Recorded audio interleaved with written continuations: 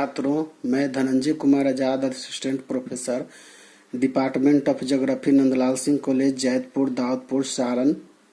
आज आप लोगों को बीए सेकेंड ईयर के फोर्थ पेपर के बारे में आज हम चर्चा करेंगे। Land use theory of von Thunen, जो कि ऑनर्स के विद्यार्थियों के लिए काफ़ी महत्वपूर्ण और काफ़ी इम्पोर्टेंट क्वेश्चन है। छात्रों, सबसे पहले अब हम शुरुआत करते हैं बॉन थ्यूनेन मॉडल, जो कि एक कृषि से संबंधित मॉडल है। छात्रों, जैसा कि आप जानते हैं, कृषि उत्पादन का कार्य विस्तृत क्षेत्र पर होता है, इसलिए साधारणतया स्थानीयकरण संबंधी कोई समस्या प्रथम दृष्टया नजर नहीं आती है। परंतु जिस तरह किसी उद्योग के किसी स्थान विशेष पर स्थानीयकरण की समस्या होती है, उसी तरह यह समस्या कृषि उत्पादन में भी होती है। इस समस्या के समाधान हेतु 1826 ईस्वी में सर्वप्रथम बॉन थ्यूनेन ने प्रयास किया। जॉन हेनरीज बॉन थ्यूनेन इनका पूरा नाम था, जो कि एक जर्मन के प्रसिद्ध विद्वान थे। इनका कार्य 1783 से 1850 तक इनका कार्यकाल रहा, इनका जीवन काल रहा। सन 1810 ईस्वी में वे मैकलबर्ग में टेलो कृषि फर्म के मैनेजर बने। बॉन थ्यूनेन जीवन पर्यंत 40 वर्षों तक ही बड़ी कुशलता एवं सफलता के साथ अपना पद संभाले रहे। अपने जीवन के अंतिम 40 वर्षों में उन्होंने अपना फर्म चलाने के लिए लागत एवं उत्पादन की छोटी से छोटी जानकारी का अध्ययन किया। उन्होंने अपने कृषि अवलोकनों के माध्यम से एक विशेष तरह के परस्पर संबंध ढूंढ निकाला, जो कि तुलनात्मक लाभ के सिद्धांत पर आधारित था। बॉन थ्यूनेन ने उस कृषि स्थानीयकरण सिद्धांत पर विचार करने से पहले उनके द्वारा कुछ शब्दावलियों से परिचित हो जाना आवश्यक समझा जा रहा है।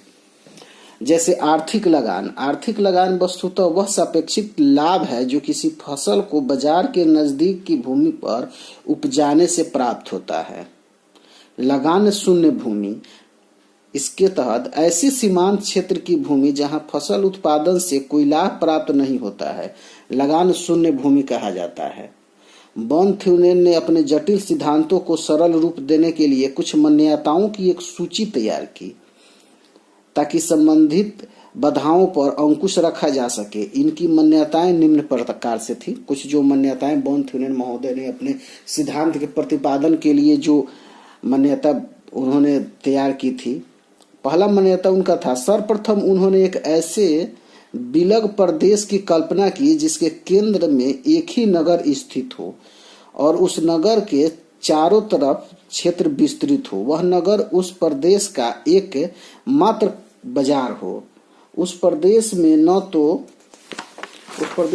तो उत्पादन बाहर बेचा जाता हो और न अन्य नगर से उस प्रदेश में आयात होता हो। दूसरा, इन्होंने जो सिद्धांत मान्यता निर्धारित की, केंद्रीय नगर को छोड़कर संपूर्ण क्षेत्र में ग्रामीण आबादी हो। ग्रामीण आबादी का अधिकतम लाभ प्राप्ति की इच्छुक हो और नगर के मांग के अनुरूप फसलों की किस्मों में फेरबदल करने में सक्षम हो। तीसरा, उन्होंने जो तथ्य निर्धारित किया, उस विलग प्रदेश में भूतल सामान्य हो तथा सर्वत्र समान भौतिक दशाएं हो, अर्थात धरातल, जलवायु, मृदा, उत्पादन की क्षमता आदि सर्वत्र एक समान हो तथा फसलों के उत्पादन के अनुकूल हो। जो वहां की धरातल हो वह कृषि के सर्वथा अनुकूल हो। चौथा, इन्होंने मान्यता रखा कि संपूर्ण प्रदेश में उत्पादन एवं परिवहन की लागत समान हो, साथ ही कृषि उत्पादन में प्रदेश आत्मनिर्भर हो। विलग प्रदेश में पांचवा इन्होंने रखा, अलग प्रदेश में एक ही परिवार का परिवहन साधन केवल घोड़ा गाड़ी उपलब्ध हो। छठा, परिवहन व्यय दूरी एवं भार के अनुपात में वृद्धिमान हो। इस प्रकार इन्होंने 6 मान्यताएं रखी अपने सिद्धांत के प्रतिपादन में।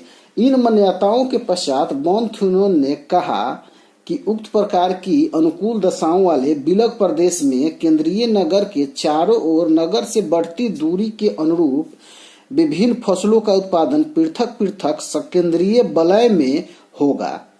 इसको इन्होंने स्पष्ट किया। इसके लिए इन्होंने वलय जो है इसको दिखाया भी उन्होंने। इसके अलावा नगर के निकटतम प्रथम वृत्तखंड में फल, साग सब्जी, दूध का उत्पादन हो गया, क्योंकि इन वस्तुओं की मांग नगर में अधिक रहती है और जल्दी खराब भी हो जाती है। इस पेटी का क्षेत्रीय विस्तार नगर की जरूरतों पर निर्भर करता है।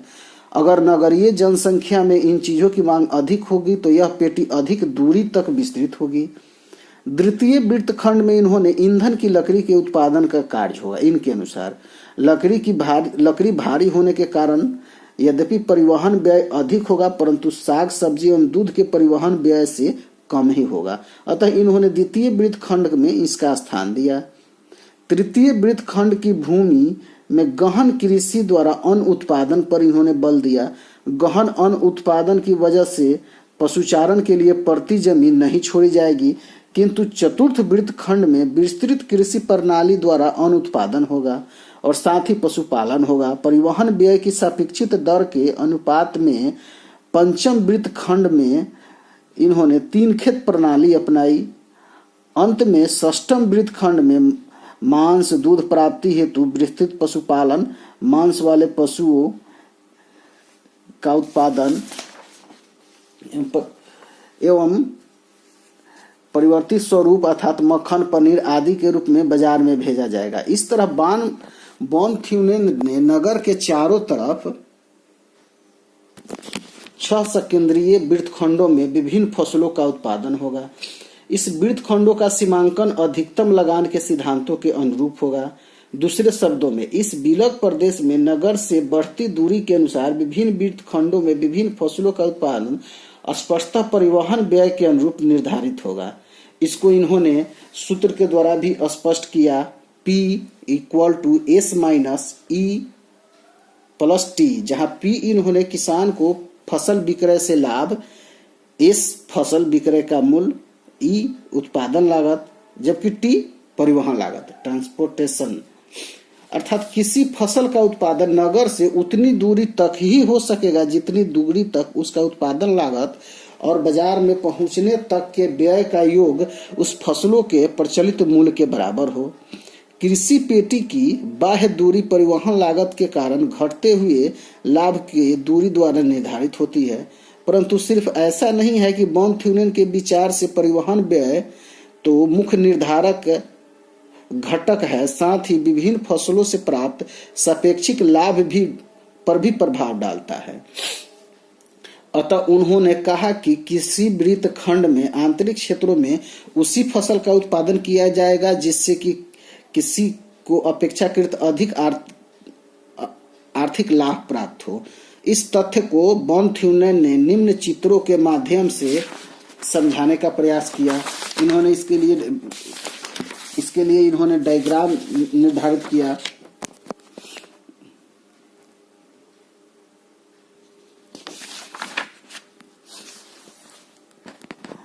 इस चित्र में आप ध्यान देंगे क, ख, ग फसलों हेतु आर्थिक लगान और बाजार से संबंधित दूरी प्रदर्शित है, जबकि अन्य तथ्य समान माने गए हैं। कोई फसल बाजार में जितनी अधिक दूरी उत्पादित की जाएगी स्पष्टतः उस पर परिवहन व्यय बढ़ता जाएगा। इसमें जैसे कि क, ख, ग पेटी के रूप में दर्शाया गया है और लगान घटता जाएगा। यही कारण है कि लगान का दूरी संबंध प्रदर्शित करते हुए सरल रेखा झुकती हुई दिखाई दे रही है। चूंकि सभी फसलों का परिवहन दशाएं समान नहीं है, अतः ढाल प्रवणता में भिन्नता दृष्टिगोचर होती है। ग्राफ में क फसल का उत्पादन 4.5 मील तक हो सकता है। इसी प्रकार ख फसल का उत्पादन 10 मील तक, जबकि ग फसल 25 मील तक तथा घ फसल 40 मील तक उत्पादित हो सकता है, क्योंकि क्रमशः इन्हीं दूरियों तक इन फसलों के उत्पादन से कुछ न कुछ आर्थिक लगान जरूर प्राप्त होगा। परंतु सापेक्षित लाभ के सिद्धांत के आधार पर देखें तो क फसल साग सब्जी का उत्पादन विक्रय स्थल से 1.7 मील की दूरी तक ही हो सकता है, क्योंकि उसके आगे इससे प्राप्त लगान ख फसल से कम हो जाता है। इसी तरह ख फसल ईंधन की लकड़ी का उत्पादन 5 मील तक तथा ग फसल गहन कृषि 19 मील तक तथा घ फसल विस्तृत कृषि 40 मील की दूरी तक हो सकता है। इसके बाद की भूमि पर मांस एवं दूध के लिए पशुपालन होगा। अतः विक्रय स्थल को केंद्र मानकर इन्हीं दूरियों की त्रिज्या में वृत्त खींचा जाए तो नगर के चारों ओर इन विभिन्न फसलों के उत्पादन वाले सकेंद्रीय वृत्त खंड बन जाते हैं, जो इस प्रकार से बनेंगे।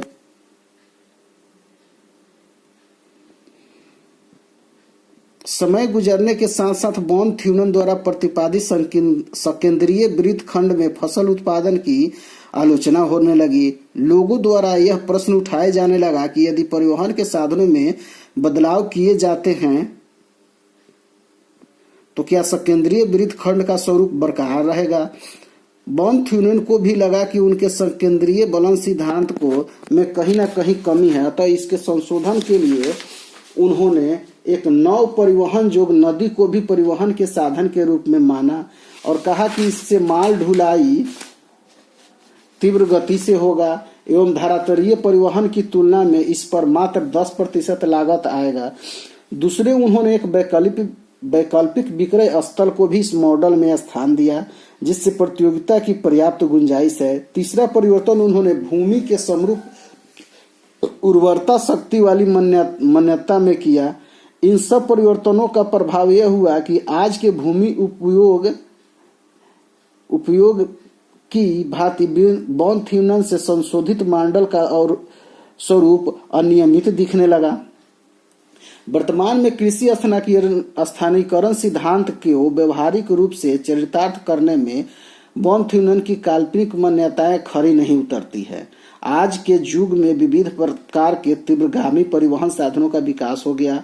उत्तरोत्तर प्रौद्योगिकी के विकास के फलस्वरूप परिवहन के साधनों के अलावा अन्य सामाजिक कारक यथा कृषि उत्पादन की वैज्ञानिक तकनीक आदि किसी प्रदेश के भूमि उपयोग को प्रभावित करने लगी। 19वीं सदी में इस सिद्धांत का जन्म हुआ था जिस समय नगरों में लकड़ी का महत्व अधिक था। खाना पकाने के अतिरिक्त घरों को गर्म रखने के लिए लकड़ी जलाई जाती थी, जबकि आज खाना पकाने हेतु रसोई गैस का उपयोग होने लगा है। घरों को गर्म करने के लिए विद्युत चालित रूम हीटर का। इस तरह वर्तमान समय में विलग प्रदेश में पाई जाने वाली विभिन्नताएं कई नगर उपनगर केंद्रीय नगरों की उपस्थिति वैज्ञानिक एवं तकनीकी ढंग से कृषि परिवहन एवं विविध आधुनिक साधन परिवहन व्यय में भिन्नता तथा प्राकृतिक वातावरण में भिन्नता के फलस्वरूप कृषि के स्थानीयकरण में क्रमबद्धता पाया जाना काफी कठिन है। तथापि इस मॉडल का सार कुछ प्रासंगिक हो गया है। तथापि कहा जा सकता है कि इस मॉडल का सारा कुछ अप्रासंगिक हो गया है, ऐसा भी नहीं है। इसके ऐतिहासिक पक्ष को नजरअंदाज करके इसकी आलोचना करना अवैज्ञानिक है। इस प्रकार कहा जा सकता है कि तमाम कुछ वर्तमान समय में भले यह प्रभावी नहीं हो, फिर भी यह सिद्धांत कृषि के स्थानीयकरण में काफी कारगर सिद्ध हुआ है। धन्यवाद।